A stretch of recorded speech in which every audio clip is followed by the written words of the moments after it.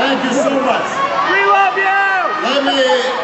Let me begin by saying to all of you how grateful I am that you've had the wisdom to send a great congressman to Washington who is working day in, day out on some of the most important issues that matter to this country. Please give my friend Patrick Kennedy a big round.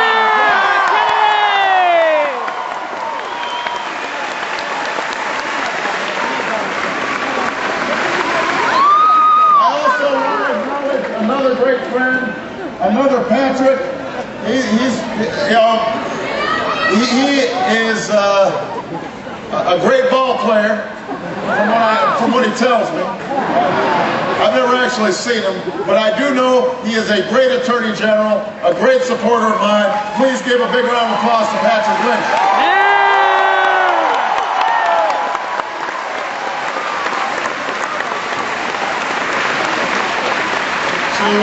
To all the elected officials who are here, thank you for your support.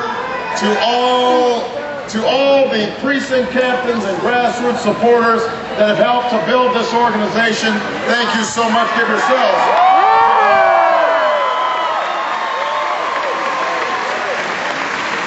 And speaking of volunteers,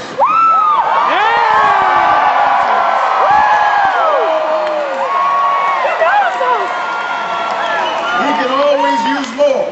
So I know everybody here is going to vote.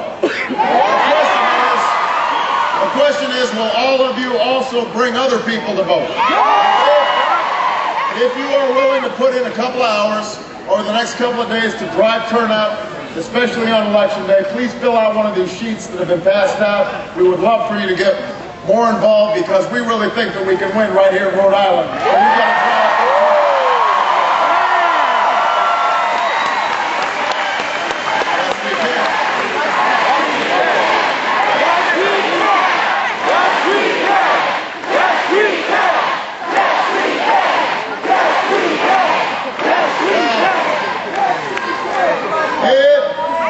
It has been a little over a year since I announced that I was running for President of the United States of America. I stood on the steps of the old state capitol in Springfield, Illinois, the building where Abraham Lincoln served for many years before he went to Washington, the city where I served in state government before I joined the U.S. Senate. I stood there and I announced this unlikely journey to change America. And I have to say that there were a lot of people at the time who asked me, why are you running this time? Why are you running so soon? You're a relatively young man. You can afford to wait. That's what they said.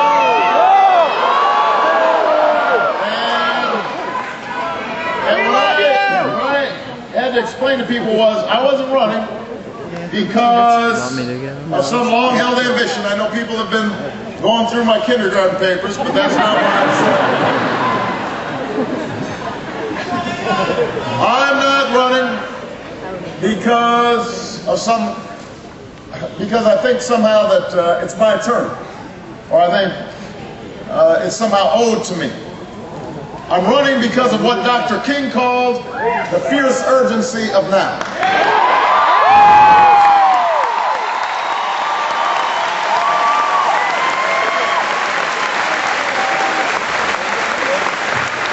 because I believe there's such a thing as being too late. And that hour is almost upon us. We are at a defining moment in our history. Our nation is at war.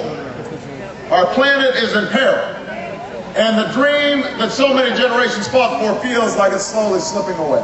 And you see it here in Rhode Island, you see it all across the country. People are working harder just to get by. They've never paid more for college. They've never paid more for gas at the pump. It's harder to save. It's harder to retire. Our healthcare system leaves millions of people without coverage. And those who have coverage, you're seeing your co-payments, your deductibles, your premiums going up and up and up. Our school system, despite the slogans, leave millions of children behind.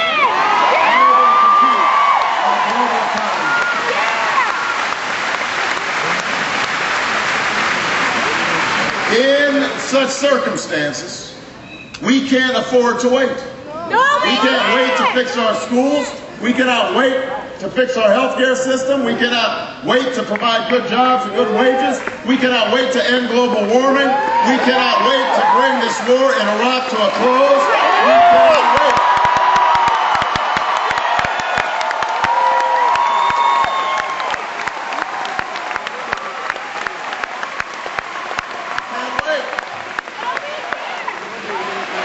Cannot wait.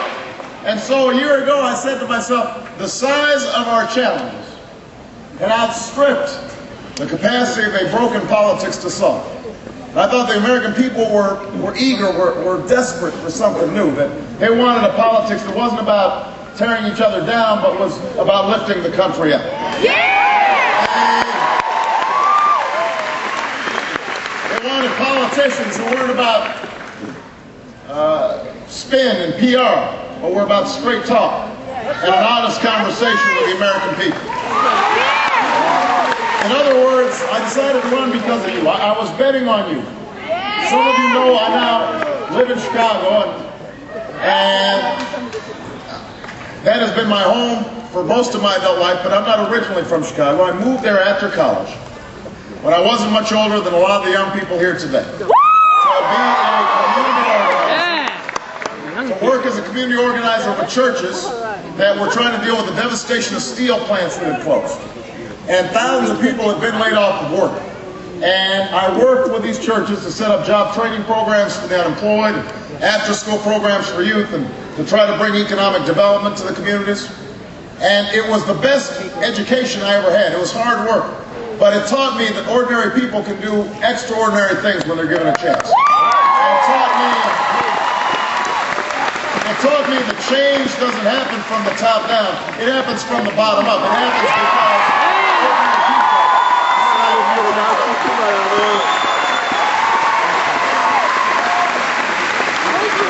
and so I have always